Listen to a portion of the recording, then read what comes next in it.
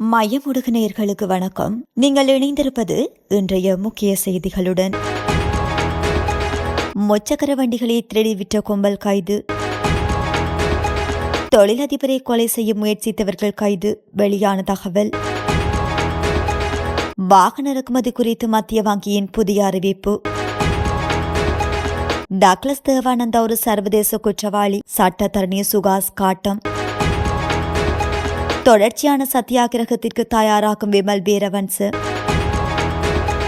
தர்மபோதனை மண்டபத்தில் புதையல் தோண்டிய தேரர் கைது. யாழில் சொகுசு வீட்டிற்குள் தெருளகிய பெண்கள் விபச்சாரம், போலீசாரின் முற்றுகையால் அம்பலம். ஹரிணி மீதான நம்பிக்கையில்லா பிரேரணை, தமிழரசு கட்சி ஆதரிக்காது.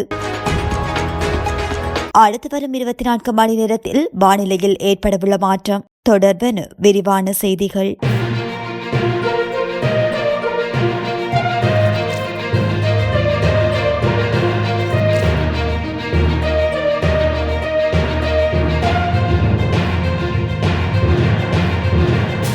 முச்சக்கர வண்டிகளை திருடி அவற்றின் இயந்திரங்கள் மற்றும் செசி இலக்கங்களை மாற்றியும் வர்ணங்களை மாற்றியும் மீண்டும் விற்பனை செய்து வந்த 3 சந்தேக நபர்கள் கைது செய்யப்பட்டுள்ளனர்.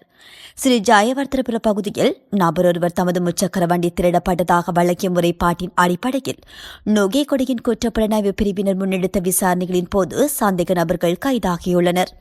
கைதானவர்கள் ஆங்கூர்வெல்லம் மற்றும் குறிப்பிட்ட பகுதிகளைச் சேர்ந்த 28 முதல் 43 வயதுக்குட்பட்டவர்கள் என தெரிய வந்துள்ளது. அவர்களிடமிருந்து சட்டவிரோதமாக மாற்றம் செய்யப்பட்ட 11 முச்சக்கர வண்டிகள் போலீசாரால் மீட்கப்பட்டுள்ளன.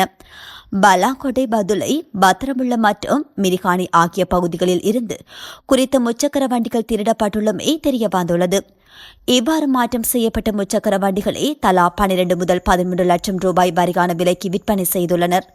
கைது செய்யப்பட்ட சந்தேக நபர்கள் இன்றைய தினம் நுகேகொடை நீதவான் நீதிமன்றத்தில் ஆஜர்படுத்தப்படவுள்ளனர். பத்தலை பகுதியைச் சேர்ந்த தொழிலதிபர் ஒருவரை மட்டக்குழி பகுதியில் வைத்து கொலை செய்த முயற்சித்த குற்றச்சாட்டில் 4 சந்தேக நபர்கள் போலீசாரால் கைது செய்யப்பட்டுள்ளனர். இந்த சம்பவம் தொடர்பில் மேலும் தெரிய வருகையில், குறித்த தொழிலதிபரை கொலை செய்யும் நோக்கில் மோட்டார் சைக்கிளில் வந்த 2 பிரதானமாக கைது செய்யப்பட்டுள்ளனர். அவர்களிடமிருந்து ரிவால்வர் ரக கைத்துப்பாக்கி ஒன்றும் 6 தோட்டாக்களும் போலீசாரால் கைப்பற்றப்பட்டுள்ளன. இவர்களுக்கு உதவிய குற்றச்சாட்டில் மேலும் 2 கைது செய்யப்பட்டுள்ளதுடன் இந்த சம்பவம் தொடர்பான மேலதிக விசாரணைகளை போலீசார் மேற்கொண்டு வருகின்றனர். இலங்கையில் கடந்த ஆண்டு வாகன இறக்குமதி எதிர்பார்த்த இலக்கை விடவும் அதிகரித்ததன் காரணமாக நாட்டின் வெளிநாட்டு பொருளாதாரத்துறையில் அழுத்தம் ஏற்பட்டதாக தகவல்கள் வெளியாகியுள்ளது. இந்த விடயத்தை மத்திய வங்கி ஆளுநர் நந்தலால் வீரசிங்க தெரிவித்துள்ளார்.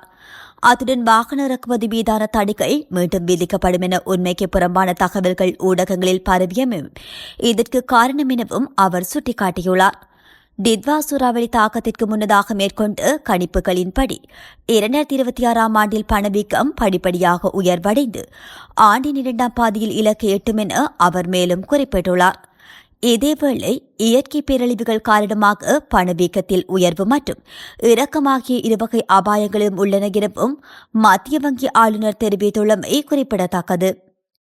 ஏபிடிபி கட்சியின் செயலாளர் நாயகமும் முன்னாள் அமைச்சருமான டக்ளஸ் தேவானந்தா வரும் ஆயுத மோசடியோடு மாத்திரம் தொடர்புடைய சாதாரண குற்றவாளி கிடையாது என தமிழ் தேசிய மக்கள் முன்னணியின் ஊடக பேச்சாளர் சட்டத்தரணி சுகாஸ் கடுமையாக சாடியுள்ளார். அவர் அரசு இயந்திரத்தோடு சேர்ந்து ஒட்டுக்குழுவாக இயங்கி தமிழர்களுக்கு எதிரான பல நூற்றுக்கணக்கான கொலைகளுக்கும் கடத்தல்களுக்கும் காணாமலாக்காமல்பட்டவர்களுக்கும் வன்புணர்வுகளுக்கும் பொறுப்பு கூற வேண்டிய ஸ்ரீலங்காவின் ஆகப்பெரும் குற்றவாளிகளில் முதன்மையானவர் என சட்டத்தரணி சுகாஸ் குறிப்பிட்டுள்ளார். அவர் மேலும் தெரிவிக்கையில், டக்ளஸ் தேவானந்தா என்பவர் சர்வதேச யுத்த குற்றவியல் நீதிமன்றத்தில் நிறுத்தப்பட வேண்டிய ஒருவர். உள்நாட்டில் மாத்திரமின்றி வெளிநாடுகளிலும் கொலைகள் உட்பட குற்றச்செயல்களை சவகாசமாக செய்த சர்வதேச குற்றவாளி ஆவார். சூளைமேடு கொலை வழக்கில் இந்திய நீதிமன்றத்தின் பகிரங்க பிடியாணை இன்னமும் நிலுவையிலேயே உள்ளமை குறிப்பிடத்தக்கது. அவரின் கைது பெறும் கண்துடைப்பாக மாத்திரமின்றி ஆயுளுக்கு வெளியே வராதபடி அமைந்தால் மட்டுமே சட்டவாட்சியின் பாற்பட்ட கைதாக கருதலாம். மாறாக ஒரு சில வாரங்களிலோ அல்லது ஒரு சில மாதங்களிலோ வெளியே வருவேறானால் பிள்ளையான் வியாழேந்திரன் வரிசையில் தமிழ் புல்லுருவிகளை கைது செய்து சிறையில் அடைத்துவிட்டு அக்காலத்தினுள் அக்கட்சிகளின் அடியாட்களை தம் வசப்படுத்தும் ஜேவிபி என்பிபி ஆட்சியாளர்களின் அரசியல் நிகழ்ச்சி நிரலில் பாகமாக மட்டுமே பார்க்க முடியும் என அவர் குறிப்பிட்டுள்ளார். தற்போது முன்வைக்கப்பட்டுள்ள புதிய கல்வி சீர்திருத்தங்களை மீளப்பெற வேண்டும் எனவும் கல்வி அமைச்சர் பதவி விலக வேண்டும் எனவும் கோரி கல்வி அமைச்சர் முன்னர் தொடர்ச்சியான சத்தியாகிரகத்தை ஆரம்பிக்க தேசிய சுதந்திர முன்னணியின் தலைவரும் முன்னாள் அமைச்சருமான விமல் வீரவன்ச தீர்மானித்துள்ளார். நேற்றைய தினம் கொழும்பில் நடைபெற்ற ஊடகவியலாளர் சந்திப்பில் உரையாற்றும் போதே அவர் இதனை தெரிவித்துள்ளார். அதன்படி இந்த தொடர்ச்சியான சத்தியாகிரகம் இன்று 12ஆம் தேதி காலை 9 மணி முதல் ஆரம்பிக்கமாக உள்ளதாகவும் அவர் தெரிவித்துள்ளார். இதன்போது மேலும் கருத்து தெரிவித்த அவர் தங்கள் குழந்தைகளை நேசிக்கும் அனைத்து பெற்றோர்களும் இந்த தொடர்ச்சியான சத்தியாகிரகத்தில் எந்த பாகுபாடுமின்றி இணைந்து கொள்ள முடியும் எனவும் அவர் குறிப்பிட்டுள்ளார். மாணவர்களுக்கு வாய்ப்புகளை வழங்கும் கல்வி சீர்திருத்தங்களுக்கு பதிலாக இந்த புதிய கல்வி சீர்திருத்தங்கள் சரியான வாய்ப்புகளை வழங்காத முறையில் அறிமுகப்படுத்தப்பட்டுள்ளன. மேலும் இந்த சீர்திருத்தங்கள் முற்றிலும் ஒரு மோசடியாக மேற்கொள்ளப்படுகின்றன. மாணவர்களின் எதிர்காலத்தை அளிக்கும் திட்டமும் இந்த சீர்திருத்தங்களில் இணைக்கப்பட்டுள்ளமை என்பது மிகவும் தீவிரமான விடயமாகும் எனவும் அவர் குறிப்பிட்டுள்ளார். மொழிநாடு மீதில் அவதானம் செலுத்தி குழந்தைகளை காப்பாற்ற நடவடிக்கை எடுக்க வேண்டும்.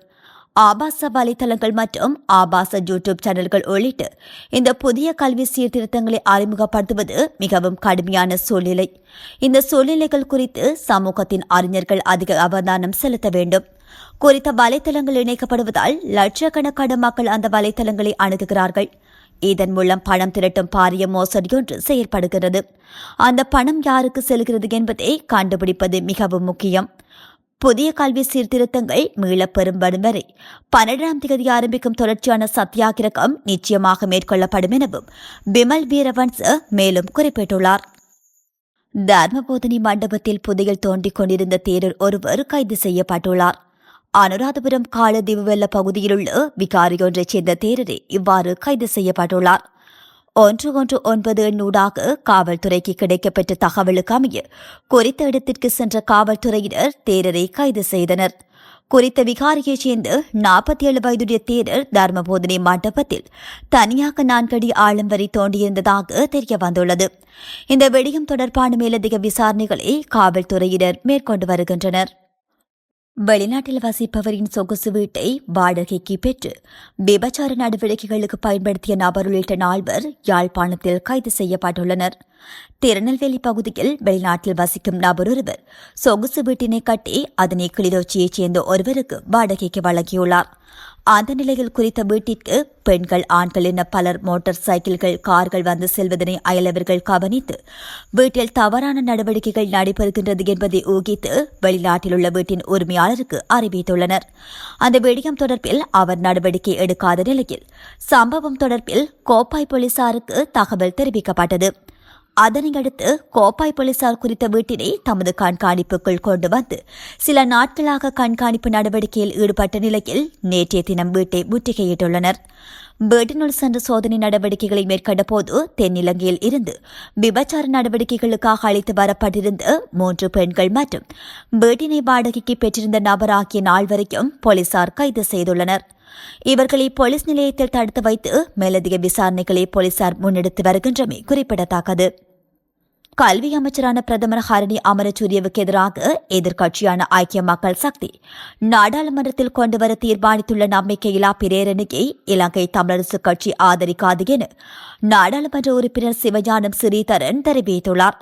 இந்த விடயம் தொடர்பில் கருத்து வெளியிட்ட அவர் குறித்த நம்பிக்கையில்லா பிரேரணை நாடாளுமன்றத்தில் வாக்கெடுப்புக்கு வரும் பட்சத்தில் அதற்கு எதிராக வாக்களிப்பதா அல்லது வாக்கெடுப்பில் கலந்து கொள்ளாமல் இருப்பதா என்பது குறித்து தமிழரசு கட்சியின் நாடாளுமன்ற குழு கூடி இறுதி தீர்மானம் எடுக்கும் என அவர் குறிப்பிட்டுள்ளார். கல்வித்துறை தொடர்பான சில நிர்வாக மற்றும் கொள்கை ரீதியான விடயங்களை முன்னிறுத்திய அவர் பிரதமர் ஹரணி அமரசூரியவுக்கு எதிராக இந்த நம்பிக்கையில்லா பிரேரணையை கொண்டுவர ஐக்கிய மக்கள் சக்தி தீர்மானித்துள்ளது. எனினும் தற்போதைய அரசியல் சூழலில் இந்த பிரேரணை ஒரு கொள்கை சண்டையாக விட அரசியல் அழுத்தத்தை உருவாக்கும் முயற்சியாகவே பார்க்கப்படுகின்றது. இந்த நிலையில் சிறுபான்மை கட்சிகள், குறிப்பாக வடக்கு கிழக்கு மக்களின் அரசியல் பிரதித்துவத்தை கொண்டுள்ள கட்சிகள் இந்த நம்பிக்கையில்லா பிரேரணை தொடர்பில் தெளிவான நிலைப்பாட்டையே எடுத்து வருகின்றன. அந்த வகையில் தமிழரசுக் கட்சியின் தற்போதைய நிலைப்பாடு ஆட்சி எதிர்க்கட்சி அரசியல் மோதல்களிலிருந்து விலகி தமது மக்களின் அரசியல் மற்றும் நிர்வாக கோரிக்கைகளுக்கு முன்னுரிமை அளிக்கும் அணுகுமுறையாகவே கருதப்படுகின்றது. இதற்கிடையில் கல்வி அமைச்சரான பிரதமர் ஹரிணி அமரசூரியவை கடந்த வெள்ளிக்கிழமை தமிழரசுக் கட்சியின் நாடாளுமன்ற உறுப்பினர்கள் சந்தித்து கல்வி மாகாண நிர்வாகம், வடக்கு கிழக்கு தொடர்பான அபிவிருத்தி உள்ளிட்ட பல முக்கிய விடயங்கள் குறித்து கலந்துரையாடினார்கள் என்று சிவஞானம் ஸ்ரீதரன் எம்பி தெரிவித்துள்ளார். இந்த சந்திப்பு இருதரப்புகளுக்கு இடையிலான அரசியல் உரையாடலின் ஒரு பகுதியாகவே பார்க்கப்படுகின்றது. ஆக மொத்தத்தில் பிரதமருக்கு எதிரான நம்பிக்கையில்லா பிரேரணை தொடர்பில் தமிழரசுக் கட்சி நேரடி ஆதரவு வழங்காத நிலைப்பாட்டை எடுத்துள்ள போதிலும் வாக்கெடுப்பு நேரத்தில் எடுக்கப்படும் முடிவு அரசியல் சூழ்நிலையை பொறுத்தே அமையும் எனவும் அவர் தெரிவித்துள்ளார். வடக்கு, வடமத்திய, ஊவா, கிழக்கு மற்றும் மத்திய மாகாணங்களிலும் ஹம்பாந்தோட்டை மாவட்டத்திலும் இன்று அவ்வப்போது மழை பெய்யக்கூடும் என வளிமண்டலவியல் திணைக்களம் எதிர்வு கூறியுள்ளது. நாட்டின் எண்ணிய பகுதிகளில் பிற்பகல் 1 மணிக்கு பின்னர் ஆங்காங்கே மழை அல்லது இடியுடன் கூடிய மழை பெய்யக்கூடும் என தெரிவிக்கப்பட்டுள்ளது. கிழக்கு ஊவா மற்றும் சப்ரகமுவ மாகாணங்களின் சில இடங்களில் 50 மில்லிமீட்டருக்கும் அதிகமான பலத்த மழை பெய்யக்கூடும். மேற்கு சப்ரகமுக மத்திய மாகாணங்களிலும் காளி மற்றும் மாத்தறை மாவட்டங்களின் சில இடங்களிலும் அதிகாலை வேளையில் பனிமூட்டமான நிலை காணப்படும். இடியுடன் கூடிய மழையின் போது ஏற்படக்கூடிய தற்காலிக பலத்த காற்று மற்றும் மின்னல் தாக்கங்களினால் ஏற்படக்கூடிய பாதிப்புகளை குறைத்துக் கொள்ள தேவையான முன்னெச்சரிக்கை நடவடிக்கைகளை மேற்கொள்ளுமாறு பொதுமக்கள் அறிவுறுத்தப்பட்டுள்ளனர். இதேவேளை காங்கேசன்துறையிலிருந்து திருகோணமலை ஊடாக பொத்திவில் வரையான கடற்பரப்புகளில் ஆங்காங்கே மழை பெய்யக்கூடும். ஏனைய கடற்பரப்புகளில் மாலை அல்லது இரவு வேளையில் மழை அல்லது இடியுடன் கூடிய மழை பெய்வதற்கான சாத்தியக்கூறுகள் காணப்படுகின்றது. காற்றானது கிழக்கு முதல் வடகிழக்கு வரையான திசைகளிலிருந்து மணிக்கு 25 தொடக்கம் 35 வரை கிலோமீட்டர் வேகத்தில் வீசும். சிலாபத்திலிருந்து மன்னார் காங்கேசன்துறை வரையான கடற்பரப்புகளிலும் காலியிலிருந்து ஹம்பாந்தோட்டை ஊடாக பொத்திவில் வரையான கடற்பரப்புகளிலும் காற்றின் வேகம் மணிக்கு 45 கிலோமீட்டர் வரை அதிகரிக்கக்கூடும் என தெரிவிக்கப்பட்டுள்ளது. இத்துடன் மையத்தின் முக்கிய செய்திகள் நிறைவு பெறுகின்றன. நன்றி.